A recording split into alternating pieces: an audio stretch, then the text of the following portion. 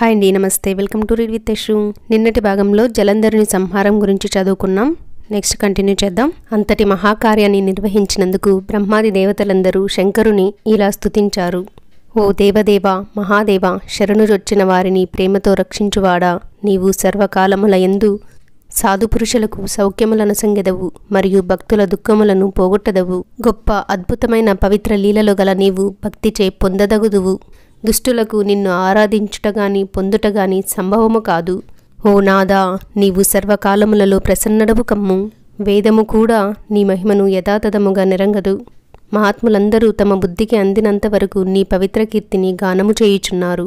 ఇంద్రాదులు అతి రహస్యమగు నీ మహిమను సర్వకాలములలో మిక్కిలి ప్రీతితో గానము చేసి తమ వాక్కును పవిత్రము చేసుకొనుచున్నారు. ఓ దేవదేవ, నీ దయచే మూర్ఖుడు బ్రహ్మజ్ఞాని అగును. నీవు సర్వదా భక్తిచే పొందదగుదువని వేదములు చెబుతున్నవి. వికారములు లేనివాడవు, సత్పురుషులకు శరణ్యుడవు, దీనుల పాలిట రక్షకుడవు, సర్వవ్యాపకుడవు అగు నీవు సర్వదా మంచి భక్తిచే సాక్షాత్కరించదవు. ఓ మహేశ్వర, అనేకులు నీ భక్తి చేతనే సిద్ధిని పొందినారు.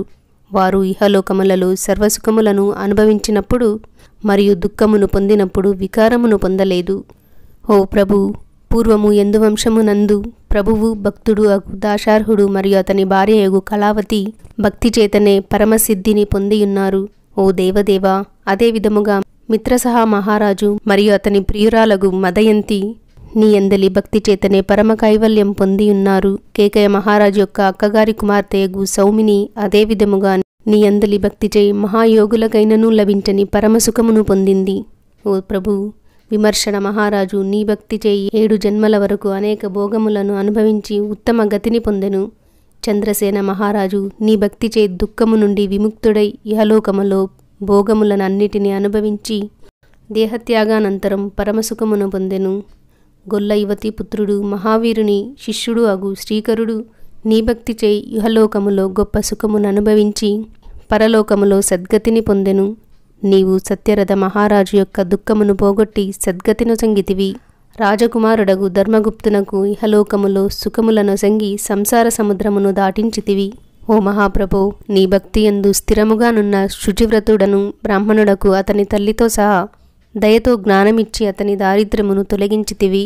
చిత్రవర్మ మహారాజు నీ అందలి భక్తి చే ఇహలోకములో సర్వదా దేవతలకు కూడా లభింపశక్యము కాని భోగములను అనుభవించి సద్గతి పొందెను. చంద్రాంగదుడనే రాజకుమారుడు తన భార్యయగు సీమంతినితో కూడి సకల దుఃఖముల నుండి విముక్తుడై సుఖములను ఉత్తమ గతిని పొందెను. ఓ శివ, వేశ్యతో తిరుగువాడు దుష్టుడు అధముడు అగు మందరుడనే బ్రాహ్మణుడు కూడా నీ భక్తుడై నిన్ను చక్కగా పూజించి ఆమెతో సహా సద్గతిని పొందినాడు.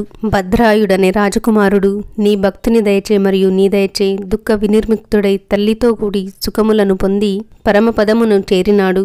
హే ప్రభు మహేశ్వర, స్త్రీలందరితో భోగమునందాసక్తి గలవాడు, సర్వదా తినకూడని పదార్థములను తినువాడు అగు దుష్టుడు కూడా నిన్ను సేవించి మోక్షమును పొందును. ఓ శంభో, శంకర భక్తుడు సర్వదా విభూతిని దాల్చువాడు అగు శంభరుడు విభూతి ధారణ నియమము వలన తన భార్యతో కూడి నీ పురమును చేరినాడు. ఓ ప్రభు, భద్రసేనుని కుమారుడగు సుధర్ముడు మరియు మంత్రిపుత్రుడగు శుభకర్ముడు సర్వదా రుద్రాక్షలను ధరించి నీ అనుగ్రహము వలన ఇహలోకములో ఉచితమగు సుఖమును అనుభవించి ముక్తిని పొందిరి. పూర్వజన్మలో కోడి అయిన వారిద్దరూ రుద్రులకు అలంకారములైరి. ఓ నాదా, భక్తుల ఉద్ధారమే ప్రముఖ కార్యముగా గలవాడా, పింగళ మహానంద అను 2 వేశ్యలు నీ భక్తి వలన సద్గతిని పొందిరి. బ్రాహ్మణుని కుమార్తెయగు శారద బాల్యములో భర్త వియోగమును పొంది నీ భక్తి యొక్క ప్రభావము వలన పుత్రప్రాప్తి అనే సౌభాగ్యమును పొందెను. నామమాత్ర బ్రాహ్మణుడు వేశ్యాలంపటుడు అగు బిందుగుడు మరియు వాని ప్రియురాలగు వంచుక నీ కీర్తిని విని పరమగతిని పొందిరి. ఓ ప్రభో మహేశ్వర, దీనబంధో కృపాసముద్ర, ఈ తీరున అనేక జీవులు నీయందు భక్తిభావము కలుగుట వలన సిద్ధిని పొందిరి. ఓ పరమేశ్వర, నీవు ప్రకృతి పురుషాతీతమగు నిర్గుణ బ్రహ్మవు. నీవు త్రిగుణములను స్వీకరించి బ్రహ్మ విష్ణు రుద్రులను రూపములను దాల్చినావు. మహేశ్వర, నీవు వివిధ కర్మలను ఆచరిస్తున్నను నిర్వికారుడవు. బ్రహ్మాదులమైన మేమందరము సర్వేశ్వరుడవైన నీకు దాసులము. దేవదేవ, ప్రసన్నుడవై మమ్ము ఎల్లవేళలా రక్షించు. శివ, నీ సంతానమైన మేము నిన్ను శరణు పొంది ఉన్నాము. ఇలా స్తుతించిన అమరులను చూసి ప్రసన్నుడైన పరమేశ్వరుడు వారికి వరాలిచ్చి శివభక్తులు పరమ పుణ్య దంపతులు అయిన జలంధర బృందాదేవుల గాథను, ఈ దేవతల స్తుతిని ఎవరు పఠిస్తారో లేదా వింటారో వారికి పాపాలు నశించి ఇహపరాలలో శాంతి సౌభాగ్యాలు లభిస్తాయని శంకరుడు వరమిచ్చి అంతర్హితుడయ్యాడు. తక్కిన దేవగణాలంతా వారి వారి స్థానాలకు చేరుకున్నారు. తర్వాతి కథను రేపటి భాగంలో చదువుకుందామండి. ఈ వీడియో మీకు ఎలా అనిపించింది కామెంట్ చేయండి. నచ్చితే లైక్ చేసి ఇలాంటి వీడియోలు చూస్తారు వింటారు అనే వాళ్ళకి షేర్ చేసి సబ్స్క్రైబ్ చేసుకోండి. థ్యాంక్ యూ ఫర్ వాచింగ్ అండి. సర్వం ఉమామహేశ్వర పాదార్పణం.